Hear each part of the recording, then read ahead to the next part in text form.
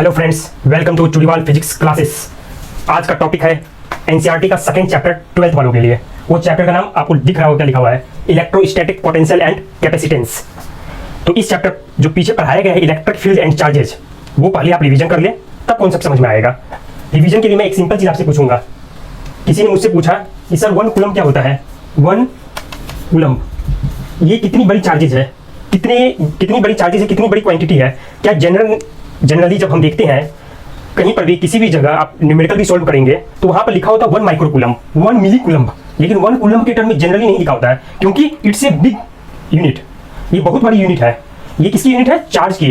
Unit का मतलब क्या होता है? Unit means dimension. किसी को मेजरमेंट करने के लिए जो हम एक यूनिट बनाया है, एग्जाम्पल के लिए अगर डिस्टेंस मेजर करना है तो क्या, मीटर इज द यूनिट, है ना। तो मीटर मीन्स 100 सेंटीमीटर, मतलब उस मीटर को स्टैंडर्ड माना गया है कि उसकी मल्टीप्लीकेशन में हो सकता है 5 मीटर हो, 6 मीटर हो, एग्जाम्पल के लिए। तो मीटर तो आप देख ही रहे हैं कितनी बड़ी होती है, 100 सेंटीमीटर। वो जनरली आप देखते होंगे जब आप किसी शॉप में जाते होंगे कुछ गारमेंट्स लेने के लिए, है ना, या कपड़े की दुकान में, तब आप देखते होंगे 100 मीटर का उनके पास एक मेजरमेंट टूल होता है ना।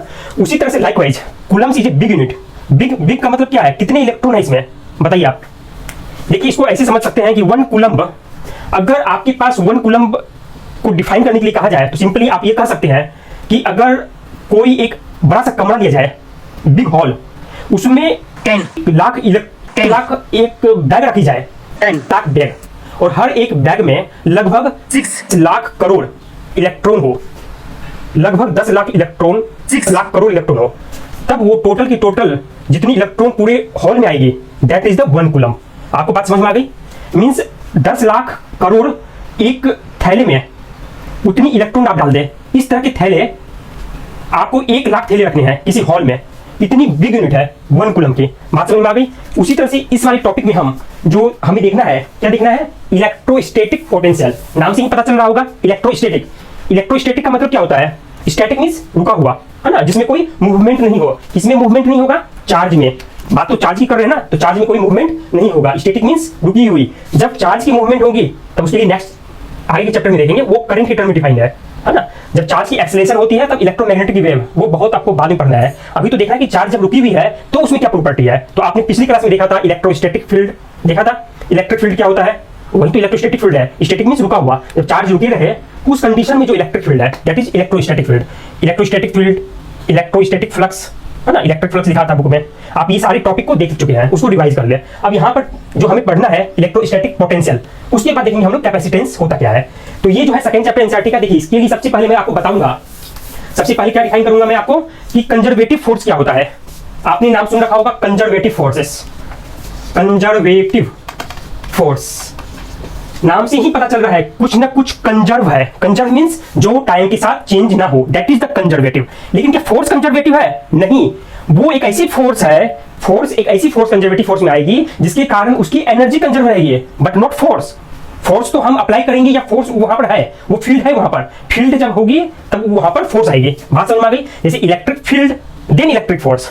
कोई चार्ज है, 2 चार्ज है, तो सबसे पहले क्या आएगा? Electric field then electric force. Electric field है तब फोर्स आएगी। आपको पढ़ाया गया था ना physical significance of electric field. जब भी कोई चार्ज प्रेजेंट होता है तो उससे इमेजिनरी फील्ड क्रिएट होती है जो आप देख नहीं सकते हैं बट फील कर सकते हैं, that is the electric field. अब उस रीजन में, उस फील्ड के रीजन में कोई भी दूसरी चार्ज लाएंगे तो वहां पर फोर्स उसको फील होगा। दैट फोर्स जो चार्ज फील करेगा, जो बाहर से लेकर आए चार्ज को, वो टेस्ट चार्ज कहलाती है। बात समझ में आ गई? Conservative means conserve. इसके एग्जांपल अगर आपको देखना है कंजर्वेटिव फोर्स, आप बताइए क्या हो सकता है? कूलम्स फोर्स जो आपको पढ़ाएगा पिछली क्लास में, that is the conservative force. वहां पर क्या होता है? इलेक्ट्रोस्टैटिक फोर्स लगता है। इलेक्ट्रोस्टैटिक कह दीजिए या electric force. Electric force between 2 static charges. पहला एग्जांपल हो सकता है, पहला एग्जांपल के लिए आप क्या लिखेंगे यहाँ पर? इसका जो एग्जांपल मैं यहाँ पर लिख रहा हूँ, क्यों? यहाँ पर बोर्ड पर रिफ्लेक्ट हो रहा होगा, लाइट रिफ्लेक्ट हो रही होगी, यहाँ पर शाइनिंग पूरा आ रहा है, that's why I am writing here. ठीक है, तो कंजर्वेटिव फोर्स, इसके अगर एग्जांपल देखा जाए तो एग्जांपल में क्या क्या आ जाएगा आप बताइए? कंजर्वेटिव फोर्स में Coulomb's force. Coulomb's force means electric force between 2 static charges. Electric force between 2 electrostatic means जो रुकी हुई चार्ज है, 2 इलेक्ट्रिक चार्जेज। ये कंजर्वेटिव फोर्स है। दूसरा एग्जांपल आप ले सकते हैं, क्योंकि आप 11th पढ़कर ही तो आए हैं यहाँ पर, 12th में जो आए हैं, स्किप तो नहीं किए होंगे ना। अगर स्किप कर दिए हैं, अब तो कोरोना काल है, ऐसे ही पास सब हो गए हैं, अगर हो गए होंगे पता नहीं, तब आप मेरे लेक्चर को देख सकते हैं। मैं कुछ दिन में वो भी अपलोड कर दूंगा, बहुत सारे टॉपिक है जो कंजर्वेटिव में आ जाएगा। ग्रेविटेशनल फोर्स, ये भी कंजर्वेटिव है। आप वहां देखेंगे कंजर्व रहता है वो। कोई भी ऑब्जेक्ट को जब किसी सरफेस से ऊपर उठाएंगे तो क्या होगा, पोटेंशियल एनर्जी उसकी इंक्रीज करती जाएगी, रिलीज करेंगे तो क्या होगा, पोटेंशियल एनर्जी उतनी कम होती जाएगी और वो कन्वर्ट हो जाएगी काइनेटिक एनर्जी में। That's why gravitational force is conservative. तीसरा एग्जांपल बताइए कौन है, क्या हो सकता है, स्प्रिंग फोर्सेस। स्प्रिंग फोर्स भी कंजर्वेटिव फोर्स है। क्यों, स्प्रिंग को जैसे ही आप कंप्रेस करते हैं और उसके बाद एक्सटर्नल फोर्स को हटा देते हैं तो क्या हो जाता है, खुद से अपनी पोजीशन पर आ जाता है। तो वहां पर भी जो एनर्जी है वो कंजर्व रहता है, energy conserve. That's why force को कहते हैं कि कंजर्वेटिव फोर्स है। वहां पर एक ऐसा फोर्स है जो एनर्जी को कंजर्व कर रहा है। यहां पर मिसलीडिंग नहीं होना है, डोंट मिस। यहां पर वर्ड को जो लिखा हुआ है कि conservative force, it doesn't mean that force is conservative. Force conservative नहीं है, बट फोर्स के कारण जो एनर्जी है दैट इज कंजर्वेटिव। बात समझ में आ गई। तो spring force is also example of conservative force. अब चौथा example, fourth one is the, जैसे इलेक्ट्रिक फोर्स हुआ उसी तरह से मैग्नेटिक फोर्स होता है। Magnetic force between two magnetic pole, आपको वो लास्ट वाले चैप्टर में पढ़ाया जाएगा, उसमें भी आप देख सकते हैं, वहां पर भी इस टर्म को क्लियर किया जाएगा। अभी तो आप एग्जांपल लिख ले, क्योंकि यहां पर जितने भी एग्जांपल है, स्प्रिंग फोर्स अब आपने पढ़ रखा है 11th में, ग्रेविटेशनल फोर्स आपने पढ़ रखा है 11th में, इलेक्ट्रिक फोर्स बिटवीन ये मैं 12th वाली फर्स्ट लेक्चर में बताया। अब आपको एक और लिखना है, magnetic force, magnetic force between two magnetic poles. Magnetic pole क्या होता है, आप बताइए क्या होता है magnetic pole, north pole, south pole. ये तो जनरल आप 9 और 10th में पढ़े होंगे, ये आप सबको पता होता है, क्योंकि आप 9 के बाद 10th में गए होंगे, है ना, बोर्ड का एग्जाम दिए होंगे, तभी तो यहाँ तक आए आप, वो आपको पता होगा, नहीं तो रिवीजन कर लिया। नॉर्थ पोल, साउथ पोल, अर्थ पर भी नॉर्थ और साउथ पोल होता है, ठीक है। जब आप मैग्नेट को रिलीज करेंगे ना, तो अर्थ की नॉर्थ और साउथ पोल की इस डायरेक्शन में अलाइन कर जाएगा ऑटोमेटिकली। चलिए इसको तो लास्ट में देखा जाएगा, अगर कुछ आपको समझना हो तो जब लास्ट वाले मैग्नेटिक चैप्टर में जाएंगे तब देखेंगे उसको। ये तो हो गया एक कंजर्वेटिव फोर्स के लिए। कंजर्वेटिव के बाद आएगा नॉन कंजर्वेटिव। नॉन कंजर्वेटिव का सबसे अच्छा एग्जांपल क्या होगा, कौन सा नॉन कंजर्वेटिव फोर्स में आएगा, फ्रिक्शनल फोर्सेस। फ्रिक्शनल फोर्सेस, देखिए यहां पर भी फ्रिक्शनल फोर्स के कारण जो भी एनर्जी होगी वो एनर्जी कंजर्व नहीं रहेगी, that energy is not conserved. बात समझ में आ गई। तो आपको जो समझना है वो दो टर्म में पहले समझना है। अगर यहां तक समझना है इलेक्ट्रोस्टैटिक पोटेंशियल, तो दो चीज समझना है, एक तो कंजर्वेटिव फोर्सेस क्या होते हैं, दूसरा नॉन कंजर्वेटिव फोर्सेस क्या होते हैं। अब कंजर्वेटिव, ये जो टर्म डिफाइंड है पोटेंशियल, ये कंजर्वेटिव फोर्स के लिए है, तो उसके लिए मुझे कंजर्वेटिव फोर्स को ज्यादा एक्सप्लेन करना है। तो अब मैं एक्सप्लेन करूंगा कंजर्वेटिव, उसमें कुछ पॉइंट्स आपको बताऊंगा। कंजर्वेटिव फोर्स, कंजर्वेटिव फोर्स, देखिए ये पॉइंट फंक्शन है, इसको रास्ते से मतलब नहीं है, it is path independent. Path independent means, ये एग्जांपल के लिए यहां से अगर किसी को, मथुरा से अगर किसी को दिल्ली जाना है तो कैसे जा सकते हैं, एक तो रोडवेज, एक एयरवेज, और पता नहीं कैसे कैसे पैदल भी जा सकते हैं। अभी तो कोरोना काल में बहुत लोग पैदल भी आए थे, लेकिन ये पाथ इंडिपेंडेंट है conservative force. It means that इसके द्वारा मींस एनर्जी अगर निकालनी होगी कंजर्वेटिव फोर्स में, अगर एनर्जी निकालनी है दो पॉइंट्स के बीच में, अगर कोई फोर्स अप्लाई करते हुए कोई चीज, अगर एग्जांपल की चार्ज की बात की जाए, एक पॉइंट पर चार्ज यहां से लेकर इसको दूसरी जगह ले जाए, पॉइंट R टू P, तो ये पाथ इंडिपेंडेंट है। हो सकता है आप इसको डायरेक्ट यहां से यहां इस तरह से नहीं ले जाकर इस तरह से ले जाए, उससे कोई फर्क नहीं पड़ेगा। पाथ इंडिपेंडेंट, इससे कोई मतलब नहीं है। हमें सिंपल में ये देखना है यहां पर इसकी क्या एनर्जी है, यहां पर क्या एनर्जी है, दो पॉइंट के बीच की जो एनर्जी है वही यूजफुल है। Conservative force is a path independent, means इस फोर्स के लिए कंजर्वेटिव फोर्स में क्या है, ग्रेविटेशनल फोर्स और spring force and Coulomb's force, जिसको इलेक्ट्रोस्टैटिक फोर्स कहते हैं, वो जितने भी फोर्स है उसमें एनर्जी की जो कैलकुलेशन होगी उसके केस में पाथ इंडिपेंडेंट, मींस दो पॉइंट के बीच में एनर्जी निकालनी, कितनी एनर्जी उसमें गई या निकली, है ना, एनर्जी कितनी रिलीज हुई, एनर्जी हमें देनी पड़ी उस लोकेशन को चेंज करने के लिए, तो उसके लिए आपको सिर्फ दोनों पॉइंट की एनर्जी निकालनी होगी, दैट्स ऑल। तो ये कंजर्वेटिव फोर्स क्या हो गई, पाथ इंडिपेंडेंट, इसको कह सकते हैं पॉइंट फंक्शन। बात समझ में आ गई। दूसरी बात क्या है, नाम से पता चल रहा है कंजर्वेटिव, मैं बता दिया फोर्स कंजर्वेटिव नहीं है बट एनर्जी इज कंजर्वेटिव। तो एक ऐसी फोर्स है जिसके कारण जो एनर्जी होगी दैट इज कंजर्वेटिव। तो यहां पर एक और क्या आ जाएगी कि energy is conserved, sum of kinetic energy plus potential energy. Conserved means constant. किसी भी इंस्टेंट पर देखेंगे आप, अगर पोटेंशियल एनर्जी सपोज 5 जूल तक स्टोर हो गई ग्रेविटेशनल फील्ड में, उसको आप रिलीज करते जाएंगे, वो अपनी लोकेशन चेंज करते जाएगी, लेकिन किसी भी लोकेशन पर किसी भी टाइम पर आप टोटल एनर्जी निकालेंगे that is conserved. Means potential energy यहां से अगर छोड़ रहे रिलीज कर रहे हैं तो वो अगर कम हो रही है तो बिल्कुल काइनेटिक एनर्जी उसकी इंक्रीज कर रही है। तो sum of potential energy, sum of kinetic energy plus potential energy is conserved. ये सेकंड पॉइंट हो गया। तो इसका मतलब क्या होता है, एक टर्म और समझिए, एनर्जी जो स्टोर होती है, अब पोटेंशियल एनर्जी की तरफ हम समझना चाहेंगे, क्या होती है पोटेंशियल एनर्जी। देखिए एक्सटर्नल फोर्स कोई भी वर्क डन करेगा, जब फोर्स है तो उसमें अगर कुछ डिस्प्लेस, अगर कुछ फोर्स लगा रहे हैं, आप सपोज यहां पर डोर पर फोर्स लगा रहे हैं, तो इसका मूवमेंट होगा, बिल्कुल होगा। कब होगा मूवमेंट, अनबैलेंस कंडीशन में, है ना। अगर दो इक्वल फोर्स है तब मूवमेंट होगा, बिल्कुल बिल्कुल हो सकता है मूवमेंट, क्यों नहीं होगा, आप बताइए होगा कि नहीं। देखिए फोर्स इक्वल टू क्या होता है, mass into acceleration, general term में समझे तो। अगर यहां पर अगर ये कांस्टेंट मोशन, कांस्टेंट अगर इसकी पोजीशन चेंज हो रही है ना, कांस्टेंट वेलोसिटी के साथ अगर ये मूव कर रही है, मींस एक्सेलरेशन अगर जीरो है, तो भी वहां यहां पर नेट फोर्स तो जीरो हो गया, नेट फोर्स तो जीरो हो जाएगी ना, क्योंकि net force means mass into acceleration. जब एक्सेलरेशन जीरो है it means that net force is zero. Net force तो जीरो है लेकिन इसका मूवमेंट हो सकता है कब, जब इसकी वेलोसिटी कांस्टेंट हो। बात समझ में आ गई? तो क्या होता है, आप एक चीज लिख लिया कि व्हेन एन, यहां पर लिखेंगे,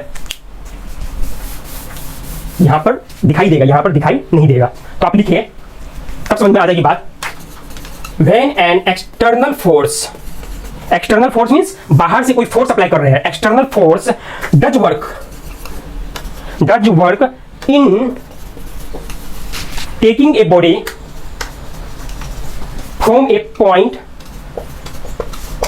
टू अनदर पॉइंट, मतलब एक जगह से दूसरी जगह पर, जगह मींस पॉइंट समझे, किसी लोकेशन पर अगर उसको ले जाएंगे, एक्सटर्नल फोर्स ले जा रहा है, उसको एक्सटर्नल फोर्स को कुछ वर्क करना पड़ रहा है, तो क्या होगा, अगेंस्ट ए कंजर्वेटिव फोर्स, कोई ना कोई कंजर्वेटिव फोर्स के अगेंस्ट, मतलब फोर्स ये नहीं चाह रहा है, एग्जांपल के लिए ग्रेविटेशनल फील्ड में अगर आप कोई भी ऑब्जेक्ट को ऊपर की तरफ लिफ्ट करेंगे तो वो क्या चाहेगा, ग्रेविटेशनल फील्ड वो नीचे आए, अट्रैक्ट हो। आप ये पढ़े होंगे ग्रेविटेशनल चैप्टर में कि वो हमेशा अट्रैक्टिव होता है, ग्रेविटेशनल फोर्स जो होता है ऑलवेज अट्रैक्टिव, वहां रिपल्सन नहीं होता है, वो ऑलवेज अट्रैक्टिव। तो कोई भी ऑब्जेक्ट को अर्थ से दूर ले जाएंगे तो वो क्या करेगा, अट्रैक्ट करना चाहेगा। तो हम जो एक्सटर्नल अप्लाई कर रहे हैं वर्क डन, बाहर से जो अप्लाई कर रहे हैं अगेंस्ट ए कंजर्वेटिव फोर्स, यहां क्या हो जाएगा, ग्रेविटेशनल फोर्स, उसके अगेंस्ट कर रहे हैं, तो क्या होगा, एनर्जी स्टोर होगी, that is the potential energy. Against a conservative force, यहां पर लिखते हैं, then work gets stored, work जो है वो स्टोर हो जाती है। वर्क किसी स्टोर होगी, वर्क एज एनर्जी स्टोर होगी, तभी उसका वर्क और एनर्जी आप देखे होंगे उसकी डायमेंशन क्या होती है, सेम होती है। फोर्स की डायमेंशन क्या होती है, अलग होती है। देखिए वर्क ऐसे याद कीजिए, वर्क एनर्जी एक ही dimension, equal to force into displacement.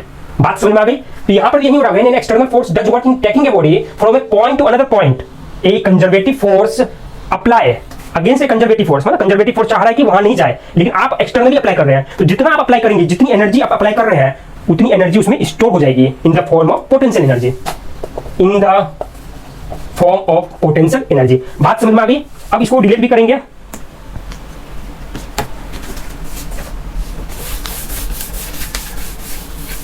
अब ये समझिए, जैसे ही एक्सटर्नल फोर्स को आप रिमूव करेंगे, एक्सटर्नल फोर्स जो आप अपने अप्लाई किया था उसको रिमूव करेंगे, तो क्या होगा, बॉडी फिर से अपने इनिशियल स्टेट में आना चाहेगी। तो हर एक रास्ते में, हर एक किसी भी पॉइंट पर आप देखेंगे वहां पर सम ऑफ टोटल एनर्जी कंजर्व रहेगी। इसका मतलब पोटेंशियल एनर्जी और काइनेटिक एनर्जी कंजर्व रहेगी वहां पर। इतनी बात समझ में आ गई? अब नेक्स्ट देखेंगे, देखिए अब रिलेट किया जाएगा ग्रेविटेशनल फोर्स, और ये ग्रेविटेशनल फोर्स जो आप पिछली क्लास में पढ़े हैं, और कूलम्स फोर्सेस। देखिए ग्रेविटेशनल फोर्स आपने पढ़ रखा है कि वो कंजर्वेटिव होती है। अब कूलम्स फोर्स जो है वो कंजर्वेटिव है या नहीं, इसके टर्म में आप सोचेंगे। देखिए यहां पर क्या होता है ग्रेविटेशनल फोर्स में, F equal to G m1 m2 divided by r square. और जो आप इलेक्ट्रोस्टैटिक फोर्स पढ़ते हैं, इलेक्ट्रिक फोर्स जो पढ़ाया गया है, वहां पर क्या होता है, इलेक्ट्रिक फोर्स का फॉर्मूला क्या होता है, K times Q1 Q2 divided by r square. तो दोनों जगह inverse square dependence of distance है, यहां पर r स्क्वायर, यहां भी r स्क्वायर। यहां पर mass is replaced by charges, यहां पर दो मास की जगह दो चार्ज कर दिया गया है, ठीक है, बट कांस्टेंट इज डिफरेंट, यहां पर g है, यहां पर k है। तो जब ये कंजर्वेटिव है तो ये भी कंजर्वेटिव है। इसका मतलब क्या हुआ, Coulomb's force is also conservative force. तो जिस तरह से यहां पर एनर्जी स्टोर होती थी, that energy is called gravitational potential energy, तो यहां पर भी कराएगी इलेक्ट्रोस्टैटिक पोटेंशियल एनर्जी। बिल्कुल सेम टर्म की तरह आप समझे। ये बात आपको समझ में आ गई। अब एक और चीज है, देखिए इन आपको जो फिजिकल सिग्निफिकेंस देखा जाए पोटेंशियल एनर्जी का, है ना, तो पोटेंशियल जो है उसका अपना फिजिकल सिग्निफिकेंस क्या है, कुछ भी नहीं है। फिजिकल सिग्निफिकेंस पोटेंशियल एनर्जी का कुछ भी नहीं है। लेकिन अगर डिफरेंस की बात की जाए, हाँ पोटेंशियल एनर्जी का नहीं है, लेकिन पोटेंशियल एनर्जी का कोई फिजिकल सिग्निफिकेंस नहीं है, क्योंकि हम पोटेंशियल एनर्जी को कोई रेफरेंस जब तक चूज नहीं करेंगे उसका सिग्निफिकेंस कुछ भी नहीं है। लेकिन डिफरेंस का है, अगर दो एनर्जी, दो पॉइंट के बीच में एनर्जी का डिफरेंस निकालना है, that is the physical significance. लेकिन खुद में पोटेंशियल एनर्जी का सिग्निफिकेंस नहीं है। तो ये सिंपल टॉपिक था, आप इसको देखिए और कुछ भी डाउट हो तो पूछ सकते हैं। Thank you.